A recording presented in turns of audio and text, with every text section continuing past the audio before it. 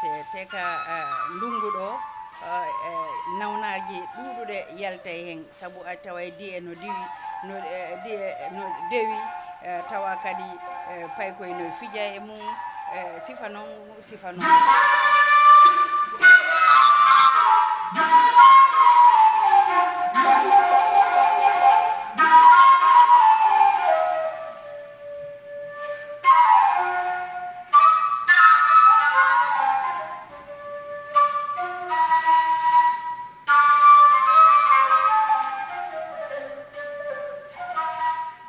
assalamu aleykum musidɓe fulɓe daraɓe fulɓe tv hande kadi minen garani on ɗo ha Wulli South saare witende Saare Ngaye tawede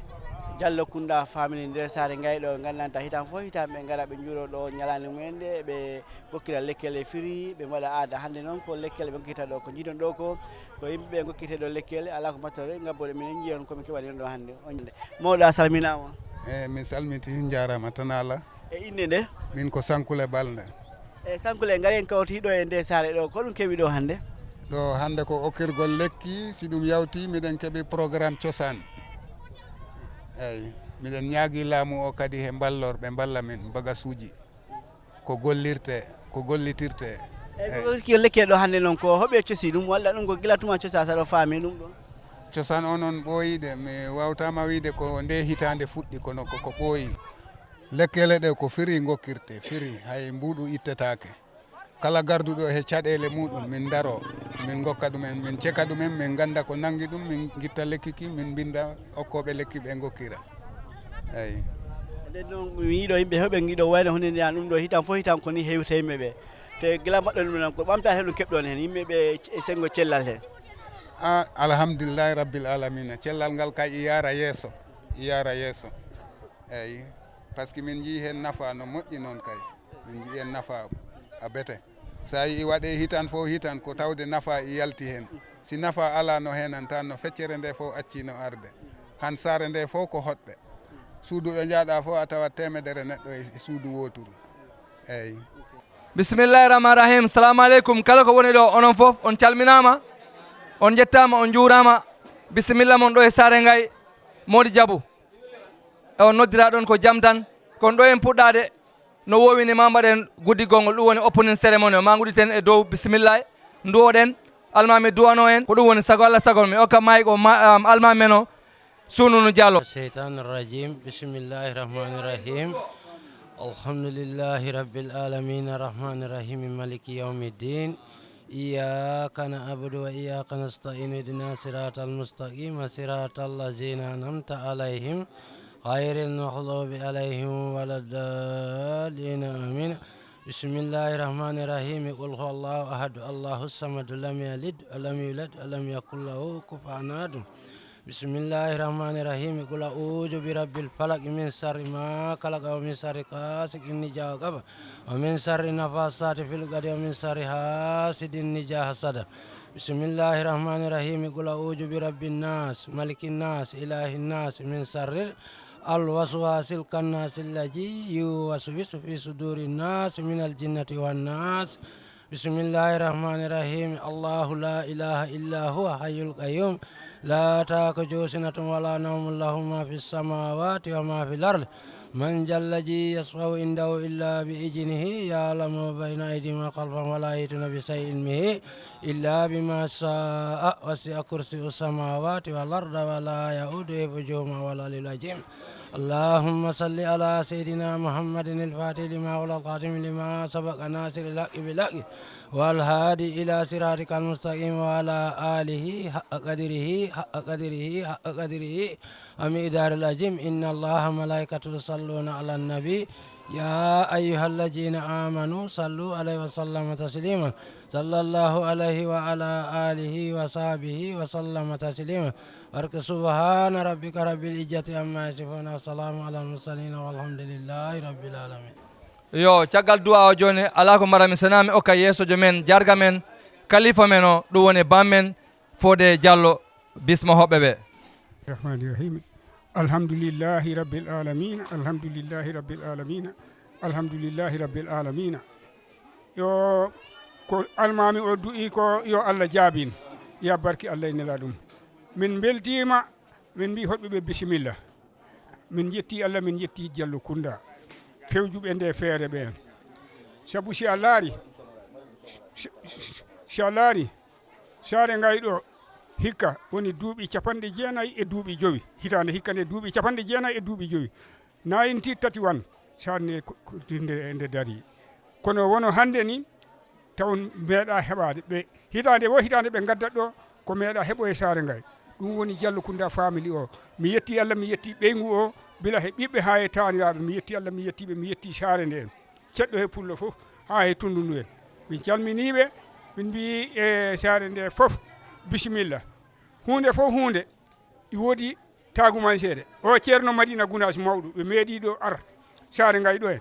ɓe deggodir toon ka en sernaɓe nayo ɓe gari ha ɗo ko ɗo ɓe dari kamɓe nayo mi yahani o mawɗo Bara Allah waɗi ɗo en mbimi ɗum yo ar ubba ɗo hunde ari waɗi ɗo hunde ɗum woni o ceerno Madina Gounass en jii hande tagumanseere muɗum min calmini journaliste en arɓe ɗo immoriɓe kombo ɓe debbo mo ɓe mbi mo arani hikka o gorko mum wirni o gorko o yo Allah yurmo yaafo ɗum yo Allah harnu ɗum aljanna yo en caake jaam ya barke Allah e nela ɗum barke Fatiha e salatil Fatiha kala garɗo ɗo en ko bisimilla muɗum te lekkere ko ɓe gokkirta ɗo ko en no wonni ko anni e moƴƴo ɓe gokkirta ɗe ko anni e gonduɗo e gonga hitan ko ɓuri temedere neɗɗo wiyatam lekki ko sukaɓe mon gokkuɗo min mi hettinno ɗum noon en jetti Allah en jetti sukaɓe ɓe en jetti saare nde en min calmini min mbi bisimilla yo ko ɗum joguinomi hen tan komi jangti leydi ndi salli ala Muhammad ɗo joni ka ala ko heddi sena gokken head of medical team yeesojo doctorat ɓe foof e famille Diallo Kounda ɗo woni docteur Sadio Diallo woda ko haali on jettama on jarnama kala garɗo ɗo salminama ko adi foof en mbiyat yo duwaji ɗi yo Allah jaaben ɗi yo ɓoye yeeso amen ono mawɓe wonɓe ɗo ɓe yo en battuni ko wuuri ya barke gueno ko gaddortomi tan mami hollu on ɓe gardiɗo ɓe fi ɓe mballito golle ɗe ɗon ɗe jarta mbiɗen e team he mbiɗen jogui ɓe ganduɗa ko ɓen cegata yimɓe ɓe mbiɗen jogui cekoɓe yimɓe ɓe ganduɗa kala garduɗo e caɗele ko anni e amen o eɗen jogui cekoɓe yimɓe kala joguiɗo anni e amen kala garduɗo e saɗede kala garduɗo e caɗele momo nata jay nin koleya kuo e sengo rafi cellal jata kende ala fannala mbiɗen jiiɗi min cafruma mbe lafini ala e ndema nge jara ko ɗum addi ha min jiili min jooɗaki wala no mansi mbe mboɗela mbe jii ɓe wulla min jiiri e Gambia kala ko ganduɗa lekki mum no heeɓo e leydi Gambia ɗo ndaren Gambia banko ɓe yaye boroɓe sotla dawoɗa min naati ɗo min daari ɗum dajele ga ñinidiro je min Allah arsikki min ɗo lekkele ko ganduɗa ko heela e 700,000 ala hen haare je borono jam membe ta fo dalasi wuli keme woro wula Gambia ko ɗo ɗum ɗon fof ko arde wallodirde yimɓe ɓe ganduɗa ko ɗon jibinal en pour kana mol mako e muluta ɗamen kana mako ɗo mulundi wo banko kam eɗen gandi e cellal jo wona ko weeɓi ngalone jata kende aman sonoya ɗum addi amin mbi min gadda ɗum haalo dammuɗe meɗen ɗo en walanen ko ganade fof ganna bundaɗa Allah min kaɗani tan ɗaɓɓugol lekkel ɗe tan mandam boori ñinuɗa mala de min naati e l'hôpital ji meɗen ɗi ɗum tan na l'hôpital fanantole min ɗaɓitan en doctorat ɓe ganduɗa ko wawɓe e ñawdigu ga docteur karan naali ñinine min nan koye kalantale ko ɗum woni team amen o ɓe ganduɗa ɓe guiɗo wala mo nattimomolde docteur ol nolle nata ɓe ganduɗa ko anditaɓe e kulle lekke ko anduɗa e ñawdoɓe tigui andu mo jama e lonko e boro lonne andi e jaralo lonne e mabɓe noon e woni ɗo Ibrahima Diallo e kono ɗoɓe kono jamemo Ibrahima Diallo te e ko senior nursing officer mo ganduɗa ko Kanifing General Hospital o gollata e modi jabu family Ibrahima waɗademo senior docteur ledi Kanifing General Hospital Ibrahima Diallo a felori ko kanko woni o dole fama muñende ko kanko woni ɗo a tele muñende ñin ke ñimmaten e he mabɓe ani ɓe kono fanan docteur Mohamed Ba wala mo docteur Mohamed Ba oto docteur Mohamed Ba docteur Mohamed Ba le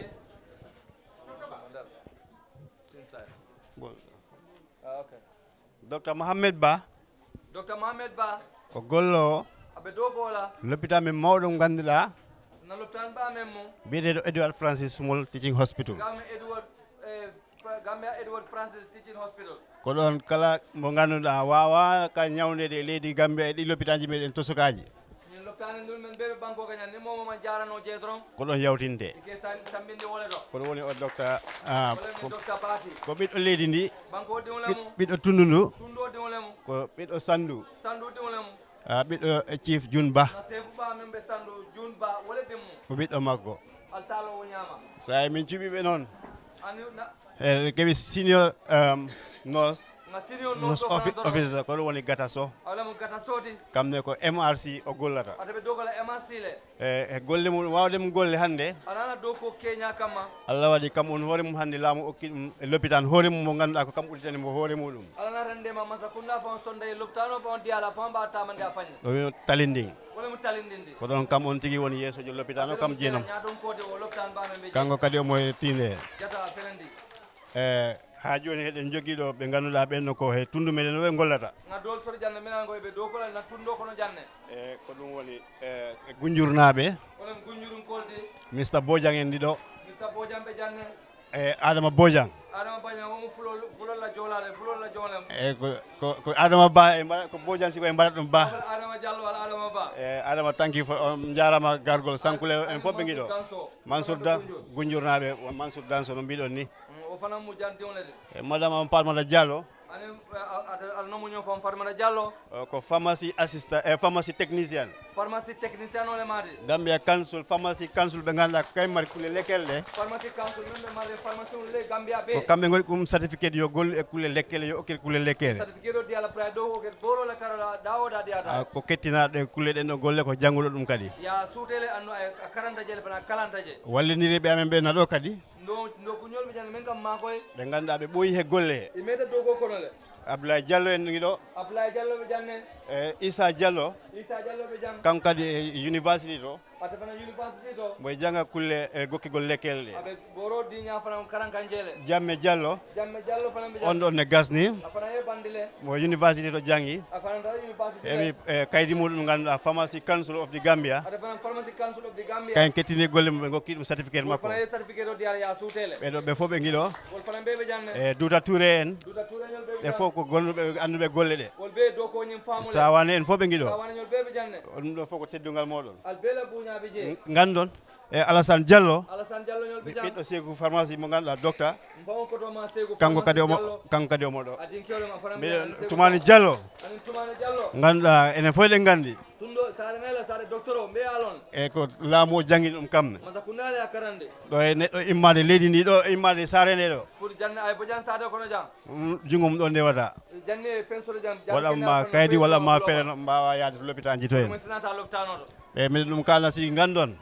al salon fana kala garɗo ɗo natɗo ɗo en momo nata e durta jang e okkiroɓe lekke ɓe men ɓe kad dow ko boro di jang ɓe min gaddani on ɓe fof gandon ko waɗaɓe certifié ñin be certified ale kayto di ñin bela ɓe fof ko laamu okkiɓe kayti masa kunale kayto di ñin bela e dow ko ke yoɓe cek yaali cekki yoɓe cek ye cekkiroke ɓe gandi ñaw ye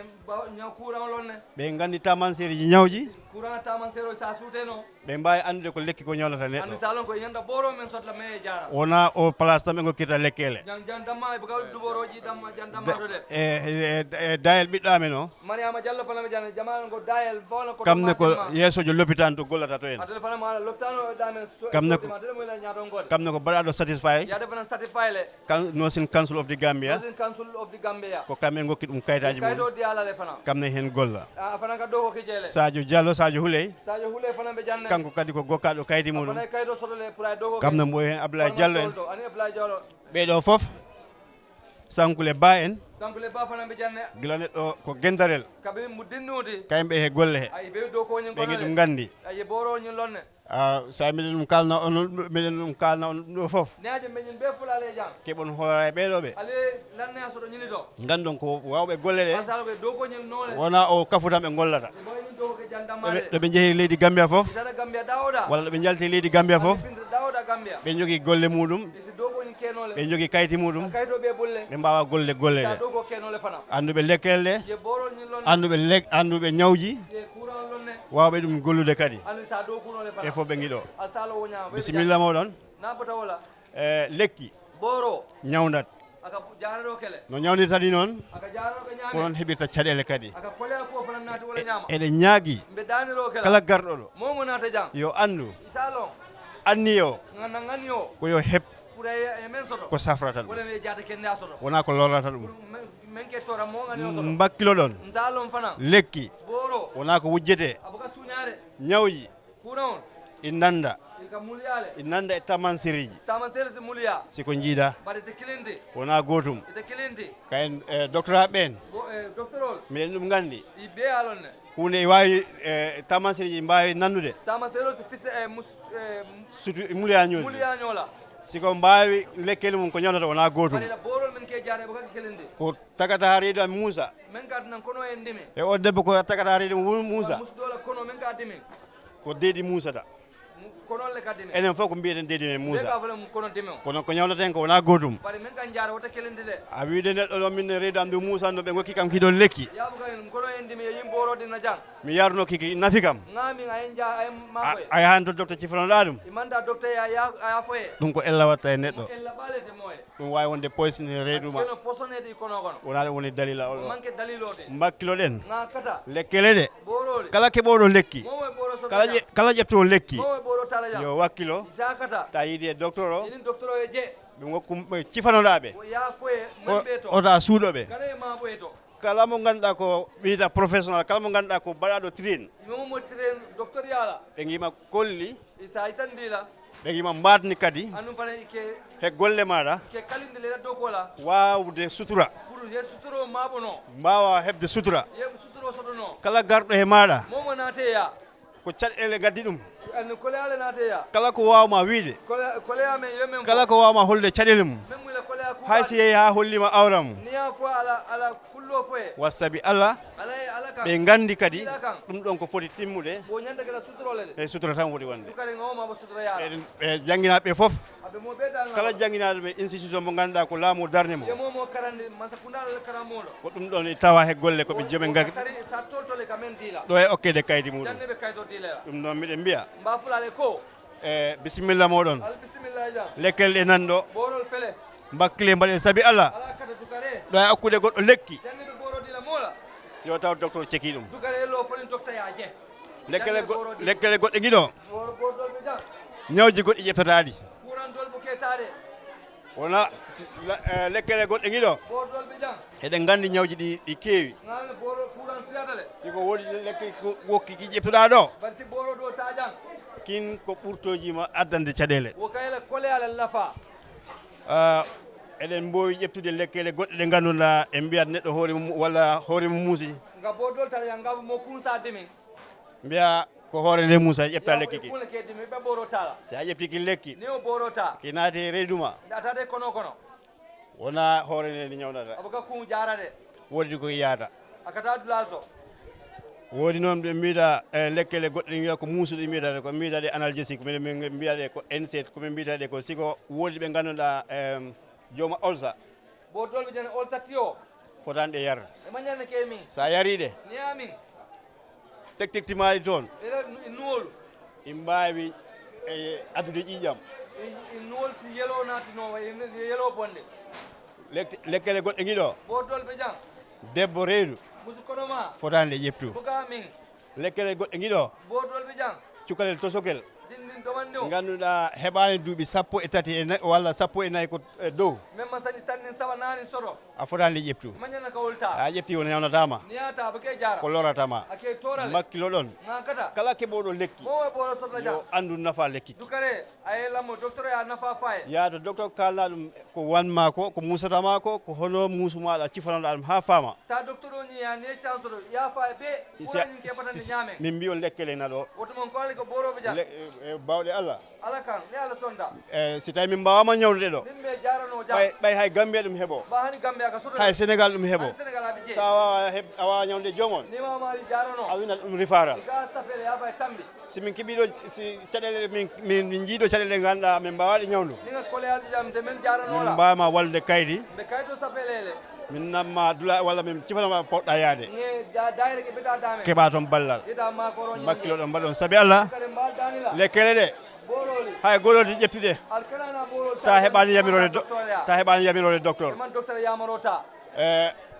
ko musidal fof woni ɗo badin do male wiya mo kala yiiɗi hebde lekki hoota taka boro sodo kono mbaɗon saabi Allah ngaki alaka annabi kan oɗon kawju kana hawji o se jiino ɗo lekkele mbawno ko basse jaten walla bansan jaten walla yeru bawol jaten neni bodoɓe je gomita bansa walla bala loptan siko muñen seeɗa seeɗa kare alinga muña do mo kala yo jogo muñal ba manta loptan nata janna jang amuña lekkele no ɗo ko nga boro nyen sodo haala ka juuti ala barka baage haala ka juuti diamo jampara en jii koto meɗen ngan koto maja nata science Sekou Diallo Diallo ɓura andude docteur kamne ari docteur Diallo Sekou ha joni en kettinat do fana suutela jang e ndenira amen nda mamaɓe janne mo ganduɗa ɓooyiɗo wallidade yimɓeɓe a meta mol mako la e janne golle ɗe ɗo boro do gol kono ko ɗum woni nawude diane wole mun na timmutalati ay londo so ay kalan so do nawude jane kanko kadi omo ɗo fana meta musul mako la jata ken la fana en kettini tawtorede muɗum ɗo en fana suutele anda dal kol fana media on jarama media ala barka baage e Modou Diaw en point newspaper e Binta Diaw ani Binta Diaw e Besel media e fulɓe tv en fof na ɗo an fulɓe tv ñolu mbalo bisimilla moɗon be bisimilla jang e minen kemno hoɓɓe amen almamo Fofana almamo Fofana be janne ko giɗam kanum tewle no wino ara tawtora programme o bisimilla kala garɗo ɗo e haaju noon weɓani haaju man sonoya sa noddi yan yemol kumande wona fof heɓata no yiɗiri ni be buga so le laftala ñame kono no gandon tan bara talon dron sago amen bela ngani o kala garɗo ɗo momo nata jang ko yo heɓ sago muɗum ko woni sago amen simin keɓani ɗum si ɗum heɓaki si a jomon heɓerani noon tan ni mari ma soto miɗen jafno ta miɗen jafno ɗum ɗon bemol be danila e haaju welani e haaju welani haaju man sonoya e ko ɗum wonno dalila amen min mbiɗen min gaɗen ballodiren e ɗeɗo e gokkodiren naftodiren ɗo en gongan in naati nga ñoo nafa ñinna e jooma tension jiɗine council kol fana e ko ɓe mbiyata health education go health education kol ha heɓe ganduɗa jooma sukara en anin sukaroñol e goɗɗi ɗi wona lekki tan e ñawdata ɗum wodo be boroɓe kawol be jarade ñawji kewɗi guiɗi wona lekki tan wona ko yarte tan e ñawdata ɗum ñameteji ɗina toon ñameteji ɗina toon nebbameji ɗi en sukaraji ɗi ɗum ɗon fof tawa ko ganduɗa ko ɓeydata ñaw siko so jeeyi ha to docteur aɓe to o jewtinaɓe ɗum ɓe mbawa ɗum walitade inchallah on jarama on jafama I'm Ibrahima Diallo. And what is your position? Yes, me here as a position, I'm a Secretary General of Sarangai Youth Association, but serving as the organizing committee of this community outreach free medical services, as one of the co-founder or one of the initiator of the program, which was held way back around 2018. Yes, we started the program 2018. We are aware that you are also a healthcare worker. Can you please tell us a little bit about yourself? Yes, I'm a senior nursing officer, a registered midwife working at Carnifing General Hospital at the outpatient department as of now. Okay, we will just want to know maybe a little background about this healthcare, free healthcare. Can you please help us? Yes, this one, it was organized, as I said, when we organized this one since 2018. It was a view to create what we call give back or help those that are underprivileged. That's why we come together as community alongside with family. Then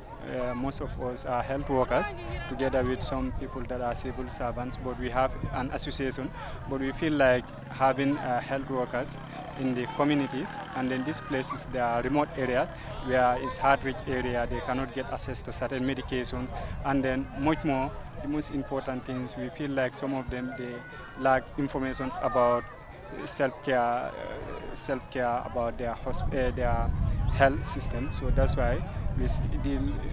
find to this that it is important while helping our people at the Greater Banjul, but come back to our rural area where we are born, where everything starts, and then sensitize them. This thing will reduce the workload in the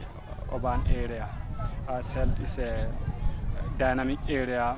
especially the health sector of the Gambia. That's why we have primary, secondary, and tertiary. So if the primary is well captured, we'll see that the secondary and the tertiary hospital like Kanifing, Banjul, EFSTH, the workload will reduce. So that's all.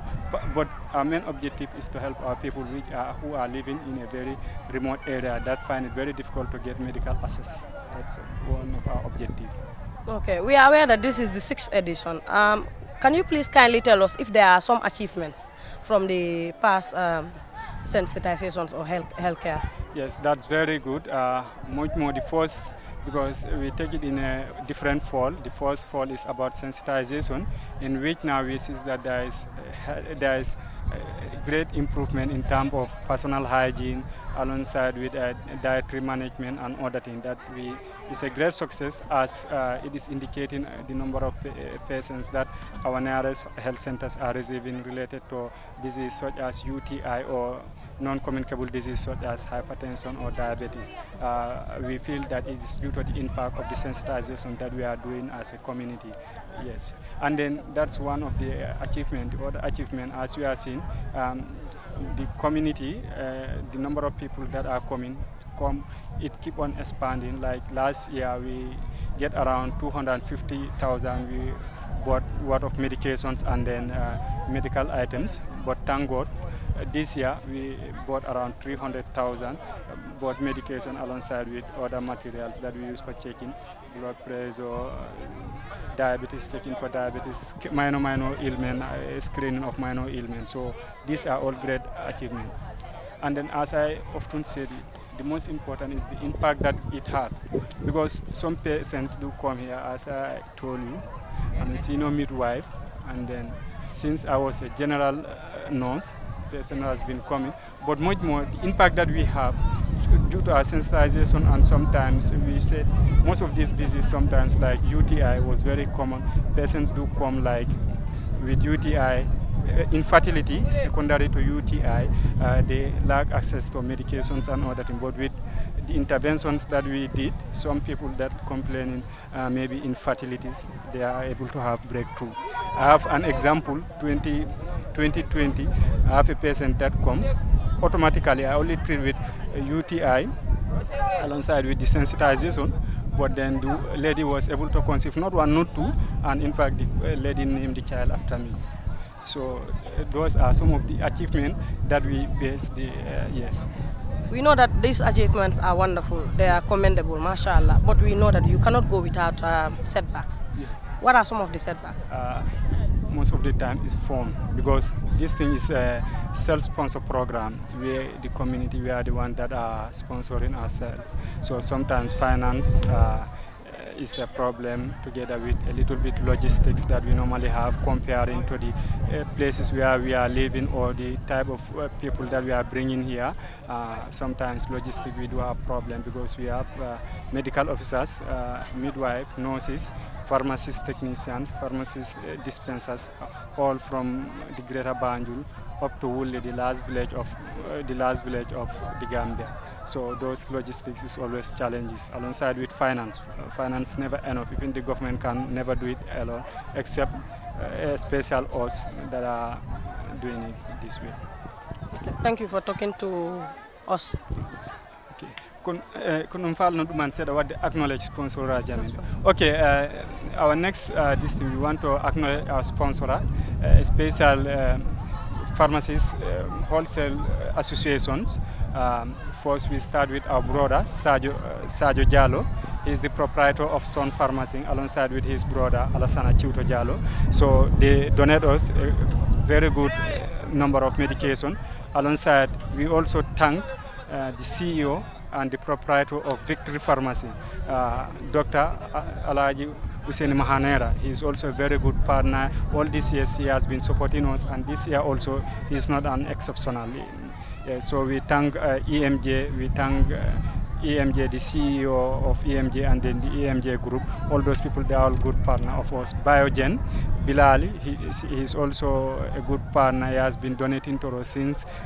almost about 3 to 4 occasions. So we thank these people, they are our good partners and donors. Yes. So,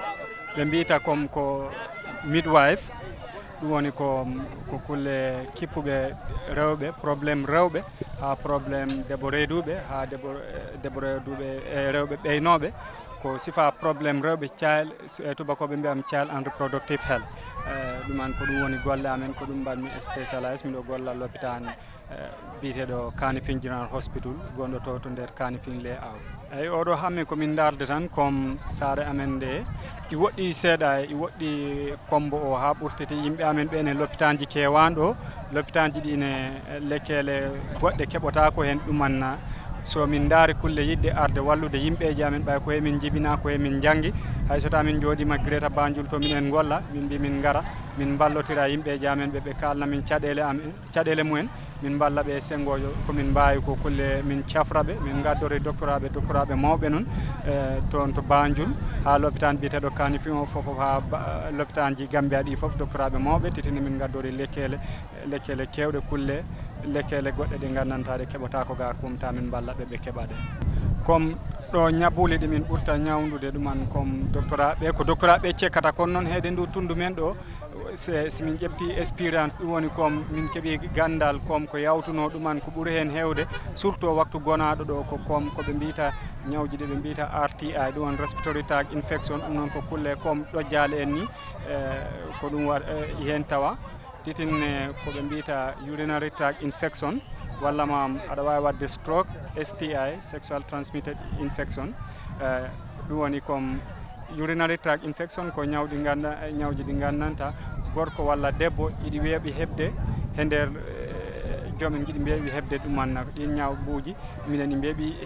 taw hebde seeɗa e titine ko wayno olsa ni koɓe mbiyata olsa noon ko ɗum woni nder reedu to wona comme ɓoltande ni walla mam gañoni seeɗa ɗum ɗon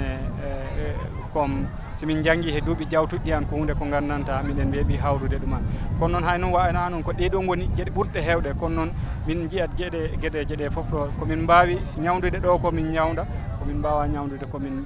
bindana joomon yawta l'hôpital to fotta yawtude foof ɓay hel komin mbiyata ko dynamique koɗo kaɗɗa ɗo ko ɗon jawtinta goɗɗi hay so taw minen gandi probléme an ari ɗo min gandi ka poɗɗo opérade min ngala ɗo bagasuji goppiraɗi komin mbiyatama ya l'hôpital to poɗɗa yaade to kono yo ɗo noon miɗo andi laaɓi pos min jiɗno andude tan ɓay ko ɗo woni duuɓi 6 oɗon mbaɗa wono ɗum ɗo ko gandanta on gokkadi yimɓeɓe ñawdagal ta joom on yoɓani haydara ko noon pamirmi ɗum ɗiɗo duuɓi 6 jawtuɗi noon onon ko ɓamtare honde keɓɗon hen eyyi ɓamtare nde noon heewi ha ɓurtiti because wonno ni ko gokkirgol lekki kono noon koko min tubakoɓe mbiyata ko sensitisation gara kalde e yimɓe affaire cellal mabɓe kono ɓe mbawirta wallude hoore mabɓe ta ñaw ɓe mbawa dandude ko men ñaw tubakoɓe mbi prevention is better than cure ɗum ɗon noon min keeɓi en great success ɓay comme simin report ji ɗi min keɓta l'hôpital ɓurɗo min ɗo ɓattade ɓe mbi comme ɗiɗo ñawji ɗi ɓe mbiyata comme UTI urinary tract infection walla mam noon komin keɓol disease ñawji ɗi gandanta koye ñameteji men walla mam koye gurdam min keɓoto woni high blood en ɓe mbiyata ƴeñgol ƴiƴam walla mam Sénégal ɓe mbiya diabétis angale ɓe mbiya ɗumanin angale tigui ɓe mbiya diabétis kono elen puran ɓen ñaw sukkara woni sukkara jomon ƴeeŋa horo ɗuman ɗin ɗon foof ɗum ustima so ɓen ka en doctoraɓe surtout doctoraɓe amen ɓattiɓe ndu tundu amen Yero Bawol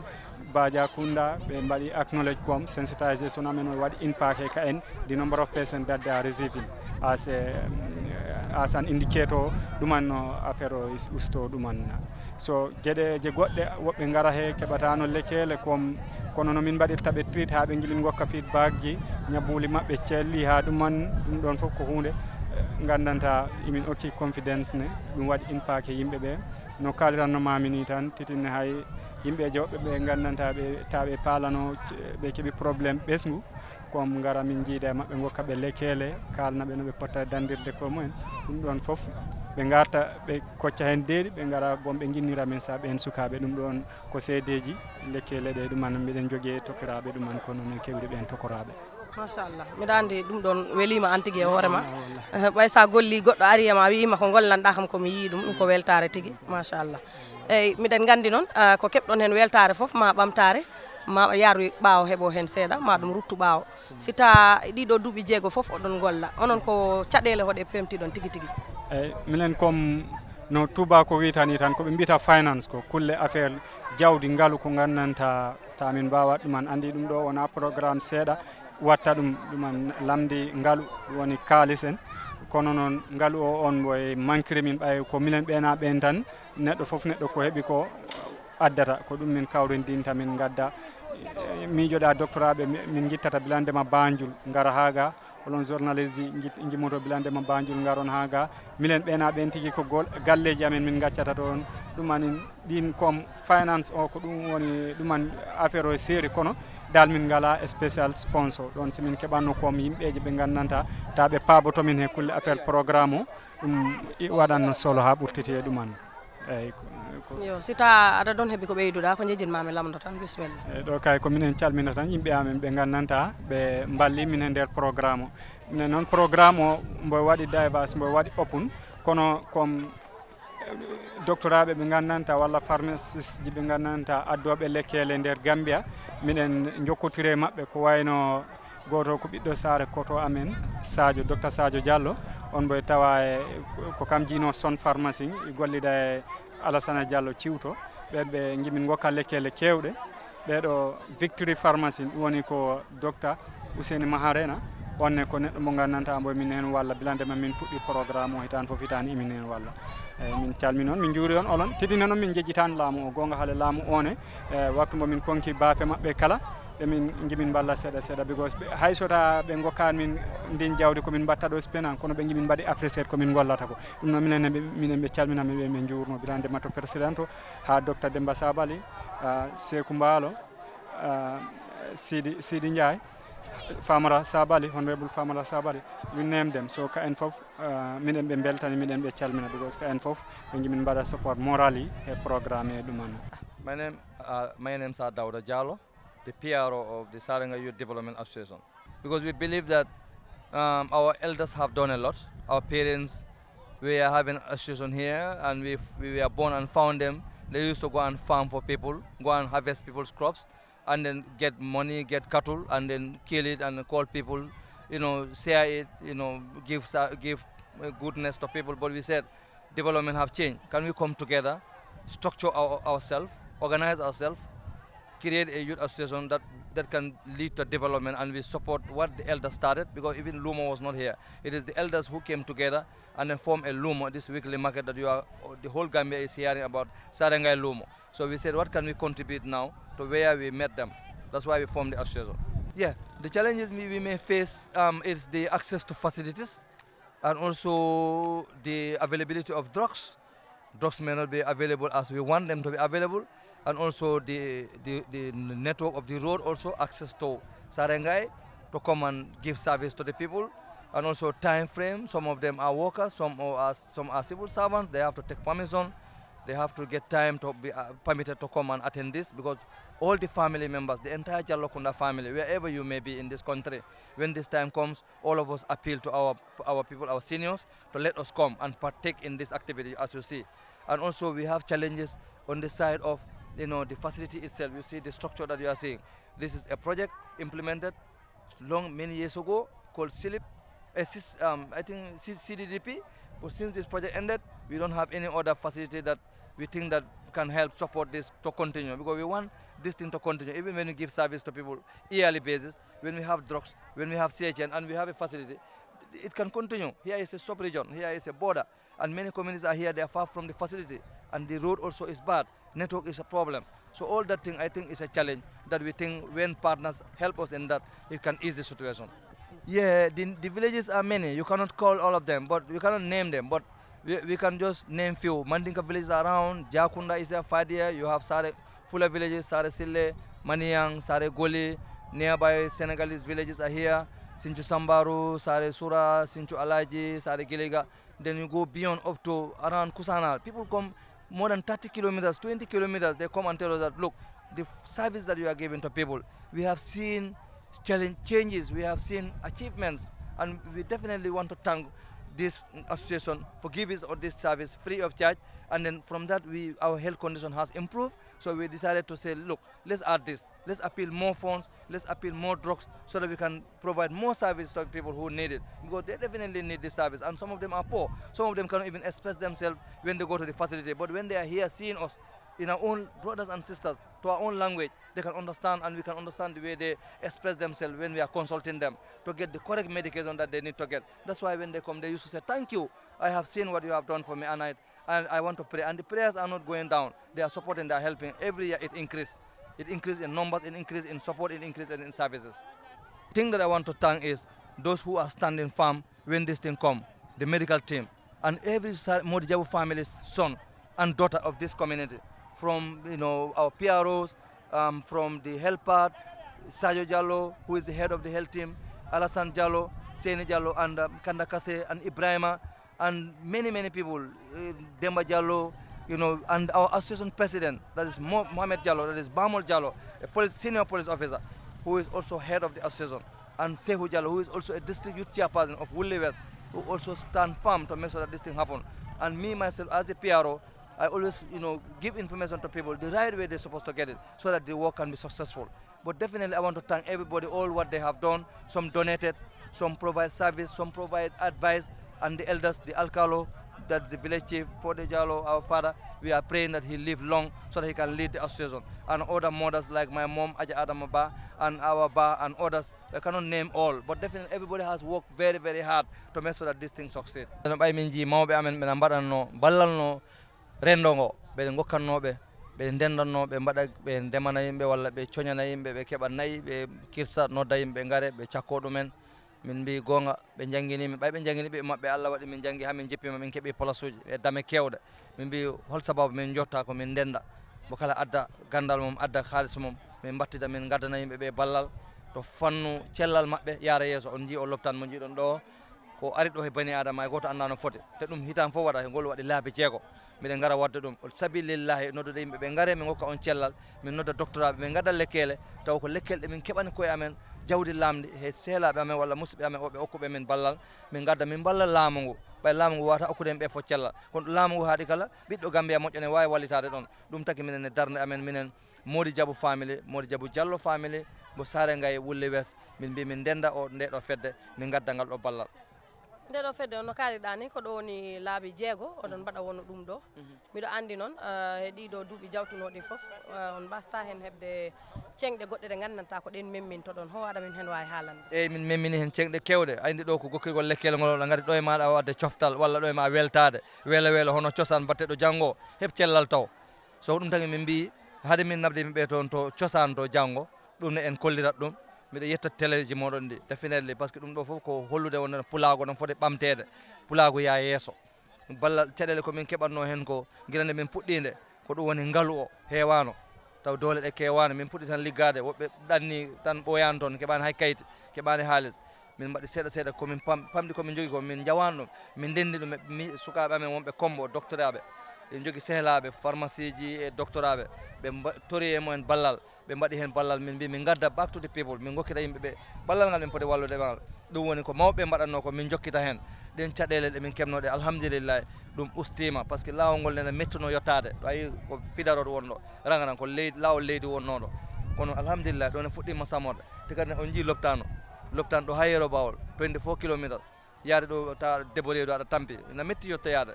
on sa daari o clinique ɗo ko RCH lewru foof ko rewɓe kawta ɗo doctoraɓe gara ɗo yawti docteur ala sona pharmacie ji laamu ngu ɗen caɗele min jogui noon wasde hebde safrirdu ɗo ganduɗa yimɓeɓe mbawa arde ɗaɓɓa safara e duttundu ɗo ko frontiére wonɗo ce kewɗe nan ɗo Sénégal e Gambia so ɗum ko caɗele min jogui noon kono alhamdulillah fuɗɗima changade seeɗa seeɗa mbiɗen jiiɗi ɗum hande ɓuranni ɓeydade beele lekkele kewɗe gara doctoraɓe kewɓe gara yimɓeɓe keeɓa safrede.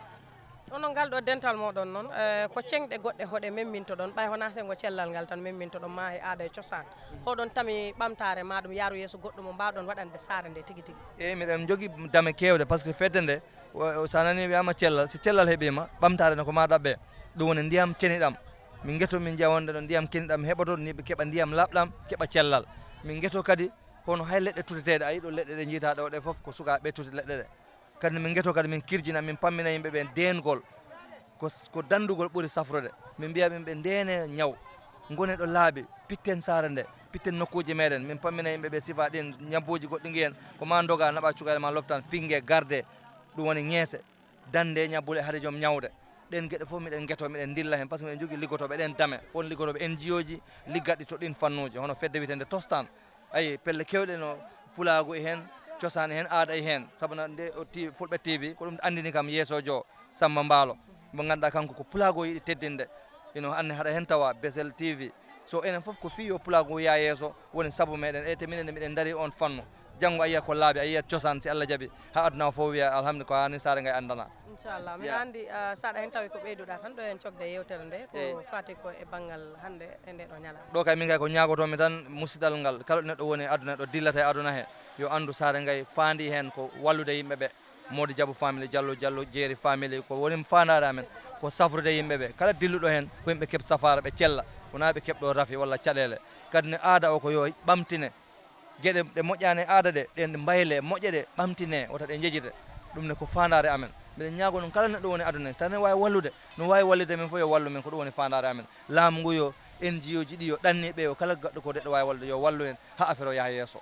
Aleykum salam komin wayno Bouya Deme are Sare Ngaye mi ari salminde docteur aɓe Sare Ngaye mi salmini fedde nde saabu min mi hettini on tumata mi wawaya siko jo gila puɗɗimi ɗe kate gila rowani miɗo reggini ɗe kate mi hettini ɓe jarama docteur aɓe tinnima ɓe balla ballal ɓe balli ballal eyyi ballal aduna ɗo foof ɗo ha wulli wes wulli is fof ɓe balli ɗumen eyyi komin Bouya Deme farato komin halta ɗo ka haala miɗon tuma mi hayi guite ami mettuno siko gila puɗɗumi ɗe yarɗe kate guite ɗe hay ɗum jooɗe ɓurori eyyi mi salmini docteur aɓe ka docteur garɗo ɗum salmini ɗum ɗe titi hoota he jaam yo Allah wallu en hitande fof yo ɓe garanen ɓe balla leydi wulli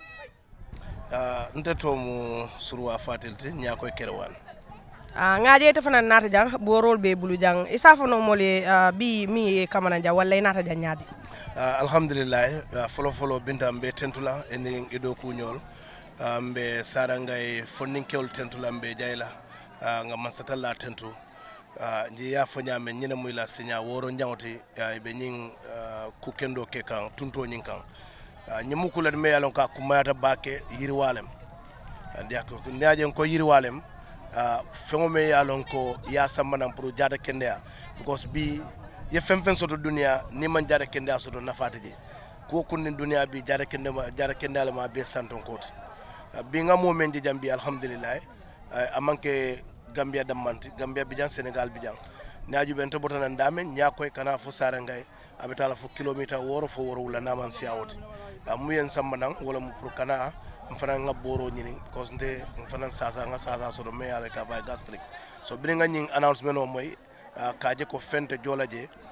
waya kenni mfana borta pour ngana pour mfana se boro sotno nyamen me alon ko pour si jada kende a sotono Sare Ngaye fonninkewol nge tentu nge jaye because ko ela diamulal ya fo nyamen kabribe be ngoni yelela boro men ya sammanan jambi a boro siata defango ya je nyala anun kodo men ya akije ya fo nyamen wala mu atara fo dala so wuli keme worwula o manke kodin denti wol men ya dundi wo kono nyin borol kunto e sa keno e fangol la dinkira doltole e sa keno e la dimbal la kol kunto bari mawjube ko hanin na tunto because e mafo Sare Ngaye damma e ko na tunto wala mu wuliti ko na banko Gambia be wala kono Sénégal ñaajube Sare Ngaye be bodale boda ñi ngalo mo jamale tambita nan jambi pour kana ka jada kende anyini ka boro soto jam oto mbe tentulambe jaylam ba fule anu me doa fana kala fo ñin kana ki ñin labawti ñin sikke kude me yalon ko abe continuer la nge tentu nge jay ngalon ko ite fana yemi fo dandoro sa le be wala nay nata jan jarawro la ñino la signa foloti e nata jan mun kontan kula be da am kontaan da bake bari nga boro soto mambata nga boro soto mambututo joje womu na kontaan kubati ko safo nga bututo jo mento wala mo nga fuyelo sankana jang bannaman ke wolati nga boro soto alhamdulillah boro mi yalon ko abenta la fo wati mam femfen joje womu kontaan ko wolti woen kontaan bakele nganda de no fana sammanan mi yalon ko fana boro soto amam fen joje woto womu kontaanol because bi nin tara bi pharmacie to o leptano don ko menin sanna mbe ko do men bon laje fo ala boto waya bi bayri mawo boto ko do bonde je alhamdulillah en content ta bake min ko Fatoumata Diaw Fatoumata Diaw annon ka hoto naajo min ko mi sasura naajo ɗum ko to woni Sénégal. e min jii Anne a yettima ɗo Saare Ngaye e argol ngol ɗaɓɓugol lekki ko homo tigi garɗa ɗaɓɓan lekki Cukaylam gar mi ɗaɓɓan lekki ko ngel faawa ko pawa ngel heɓi lekki noon normal wona hikka noon min puɗɗi ɗo ar ɗi duuɓi fof nde ɓe puɗɗi Diallo Kounda puɗɗi wadde o 60 miɗen ngara ɗaɓɓere lekki ndene min mi yiyen kisal mi yiyen ɓantare cukaylam ngel ngal Allah ɗum nafi ngel ha feewi eyyi moƴƴi noon on jarama on calminama min beltima minen Sénégal naɓe min calmini on min juurima on minen on calmina e nder Diallo Kounda min beltanimama on ko Kadiatou Diaw Kadiatou Diaw an ka hotonajo ko Saare Soura Sénégal min jii Saare Ngaynaɓe gaddiɗo ngal ɗon ballal wallitogol yimɓe wiccitaɓe okkaɓe ɗon lekkele ho Anne ka garnoɗo ñawdo eyyi minne komi garnoɗo ñawdo eyyi joni a heeɓi ko jiɗɗa ko mi heeɓi ko jinmi ko en nde wonno ɗum waɗi nafoore waɗi ɓamtare kala pullo ɗum waɗan ɗum nafoore kala ceɗɗo ɗum waɗan ɗum nafoore kala sarankulle dammani neɗɗo ɗum waɗan ɗum nafoore minenne min mbi min gara min noto nafoore Diallo Kounda nde famille koɓe mbaɗata ɗo ko hen dow ɗum ko weltare ɗum min calminama on jarama min jetti Allah min jetti on saabu ɗi duuɓi guili puɗɗi ɗo miɗen keeɓa nafoore muɗum min naɓa lekki ki min ñamiraki no min mbirani min jiira no min mbirani lekki ki waɗi nafoore yo musidɓe haajo miɗen gonani ɗo Saare Ngaye min keeɓi ɗo babiramen goɗɗo min jewtida e muɗum kamne min lamdo ɗum kamne koye banggal hongal woni baba an hono mbiteɗa min ko Salia Diallo Temanto Sénégal département Tamba arrondissement Makka Koulibantang yo Anne min kawri e maɗa ɗo dullare nde gandanta ko e nder Saare Ngaye ɗum woni ɓe ɗo gokkira lekkele Anne ko hoɗum adduma ɗo hande min ko jokkade mon enɗam e ƴeftude lekkeje ɗe e weltanade pulago e Diallo Kounda e ko dental aynaɓe ngal min ko Ablaye Guedda e dow inde mum kalan min inen koddi kam woni jarganaɓe amen kam woni to mawɓe aynaɓe to Ablaye Guedda miɗo longti ɗum way o arani julɓe ko longtodiran kono oɗon mbaɗa ko weeli aduna o ñande fof mbiye amin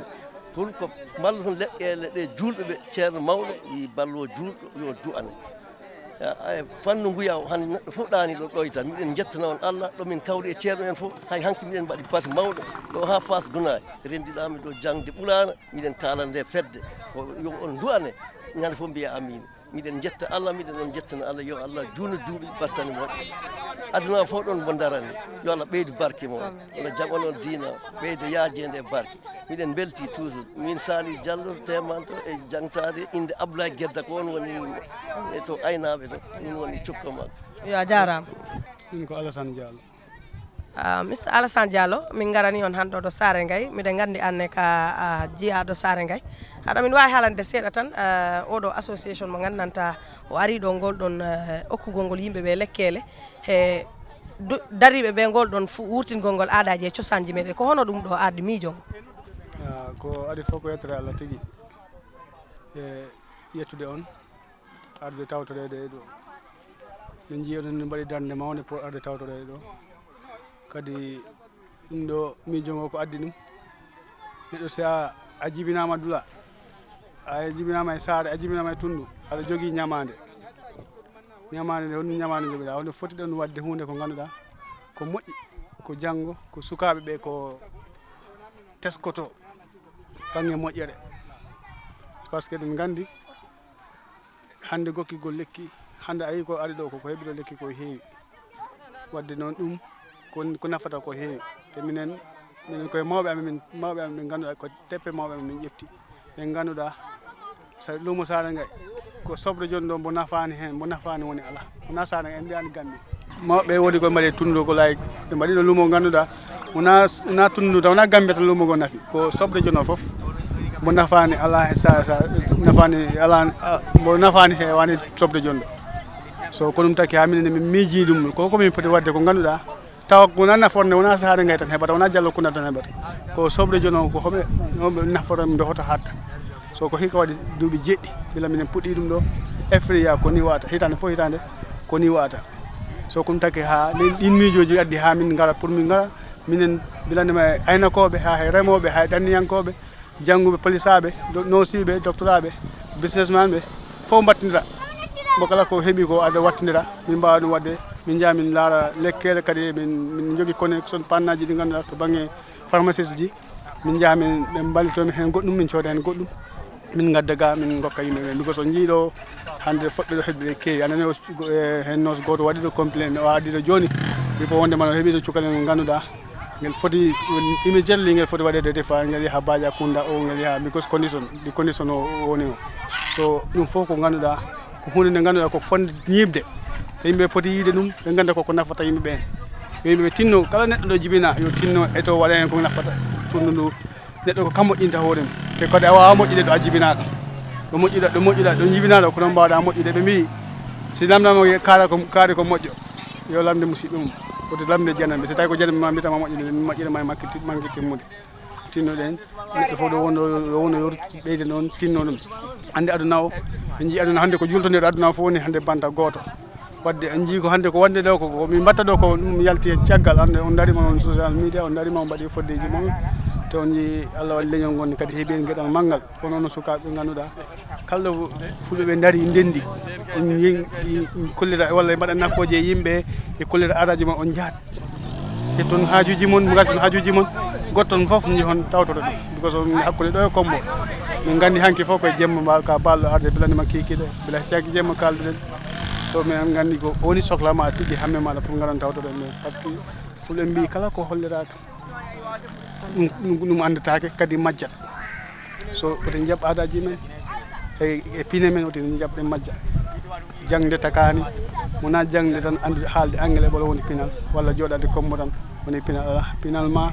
ko gonɗa ko teddina ɗum gandina ɗum ɓe ɓiɓɓe ma sukaɓe maɗa janggo tanɓe majjani hande enen goni jamanu mo ganduɗa ko pinal ko ñamadal pinalji hunde fof noon yondi ko darani si daranaka tan majjat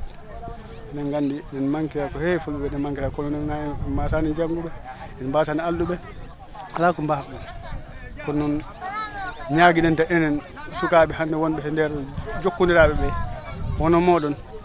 yaaɓe to dow ɓe goni jeeyiga leesɗe ɓe mbakkilo ɗum jalton gandi wonɓe lees ɓe ko wonako wonɓe to nder ɓene ɓen ɓe poti famde ha joni woodi ko heddi toon saabu min simi jeeyi mi jooɗi mi tawi si goɗɗo wi kam min komi pullo taw halana mi yiɗa wadde men son kono wima min komi pullo kono wawata alde ɗemgal ngal tawde yurmini kono mbawaten ɓen heɓtede kadi hono ɗum wawata ñiɓirde ɓe ganda ko ɗemgal ngal ɓe keeɓi ngal ko ɗemgal ngal ɓe poti nanggo ha tiiɗa aadaji ɗi ɓe keeɓidi ko aadaji ɗi poti nanggo ha tiiɗa kala neɗɗo e aduna foof sa waɗi développé sa China waɗi développé ko tagi ɓe waɗi développé because ɓe gaccani aada maɓɓe maccani ɗemgal maɓɓe anglais ɓe hono sa aduna hana anglais wuuro wonde ko ɗum ɓe mbaɗi ɓe nangi ɗemgal maɓɓe ngal ha tiiɗa sa ɓe gara ɓe mbaɗa sponsor anglais jangge arabe ɓe gara ɓe mbaɗa sponsor arabe ɓe jangga arabe school ɗum fof ɓe ɗi stratégie ɓe gandi pour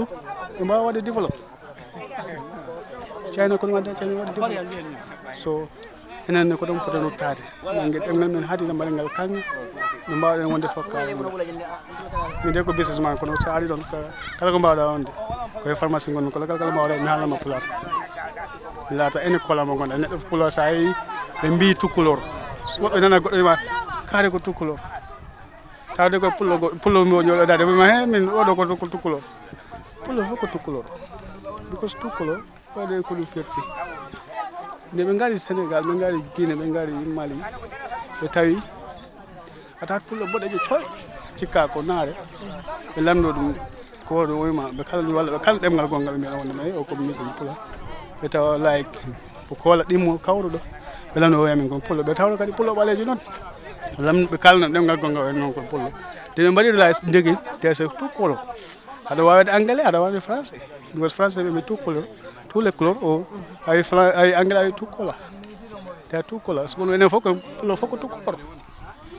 because enen fof se laade different fulɓe ko hawri ɗo ko fata different kolaji woni wadde ɗum fof ko yimɓe fof poti ɗum famde gacca ciɗɗi en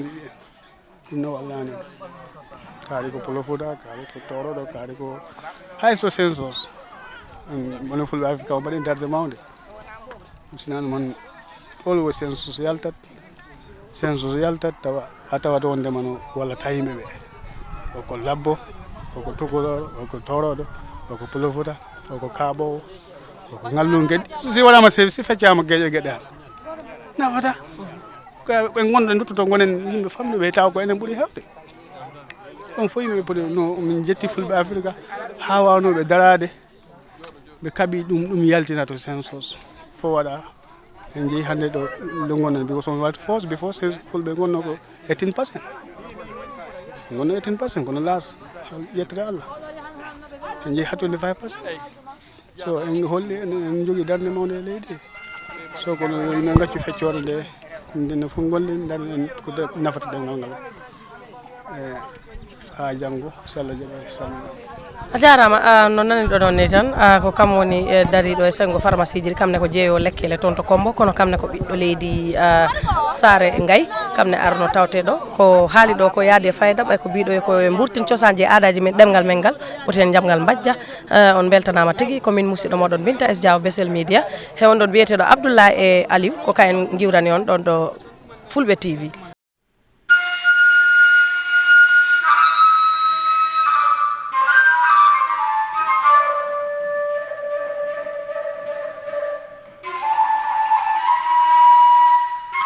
fewndi wo ko ɗum yewtirte te ka ndungu ɗo nawnaji ɗuɗuɗe yalta hen saabu a tawa di'e no diwi no dewi tawa kadi paykoye no fija e mum sifa noon